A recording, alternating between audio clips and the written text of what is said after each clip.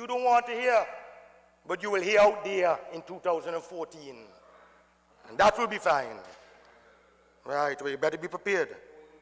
But, Madam Speaker, if the new Representation People Amendment Act comes into force, the electoral process will no longer be able to overall control of an office holder to supervise elections whose position and independence is guaranteed by the Constitution, Madam Speaker. And I want to say that the Act therefore changes the Constitution as a matter of fact, even though it may not specifically say so. And the PM and government would want you to believe otherwise. However, the courts are likely to see through them, as have consistently done so. And one thing, Madam Speaker, that the Prime Minister and the Attorney General cannot say to this House is that the Representation of the People Amendment Act has been passed by a two-thirds majority of us all. I say this is necessary, and I think it is. I believe the court will agree with us, Madam Speaker, because this is yet one more reason why, fellow parliamentarians, today I ask you to have absolutely nothing to do with it. And these attempts to manipulate our system, strike down this bill.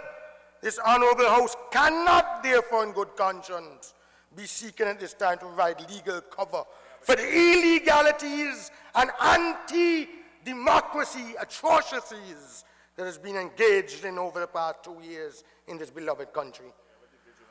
And my position is, Madam Speaker, that given the challenge before the court as the unlawfulness and invalidity of the Representation of the People Amendment Act 2011, there's absolutely no way, Madam Speaker, that any member of this side would support your attempts to make it valid today. And you can be vexed as much as you want, because the decisions of the Court of Appeal of May the 27th, 2013 taught us that to attempt to make a decision that will have the effect of rendering a court's decision a nullity is to tread upon the province of the judiciary. It is unlawful to try and make a decision of the court a nullity while the matter is being contemplated by the court. It is sub judice, Madam Speaker. And I regret, of course, Honourable Member. I regret that this Parliament has taken and now will take a decision that will be regarded as unconventional and possibly unconstitutional. The supervisory elections is to be an independent constitutional creature, exercising her best judgment in carrying out her functions. But, Madam Speaker, in ending and in concluding, because I know you don't want to hear no more from me, I'm afraid for the future of elections in this country, the future boundaries, the future freedoms of rights. And if we cannot expect the best from those assigned to safeguard our freedoms, then, Madam Speaker, our democracy as we have known it to be will continue to be in jeopardy.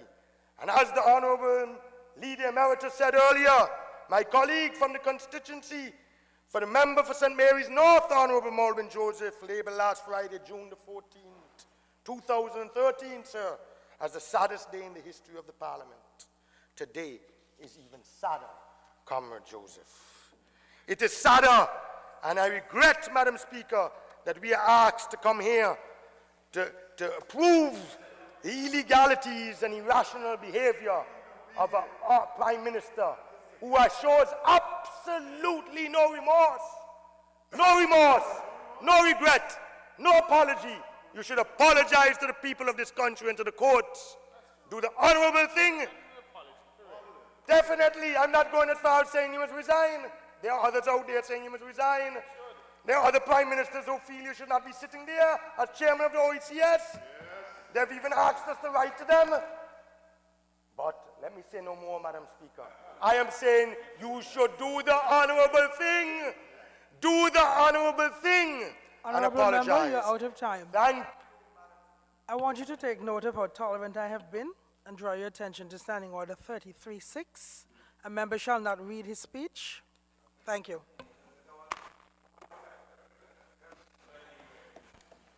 Acknowledge Honourable Member for St. John's City South. Thank you very kindly, Madam Speaker. They're not speaking over there? I'm speaking. Madam Speaker, Who are you? it is with a very heavy heart and with my concern for the laws of this land and parliamentary recognition of the law that I must dissociate myself completely from this bill being debated today. I wish to make it clear for Hansard that the member for St. John City South dissociates himself completely from this bill that's being debated today. Why?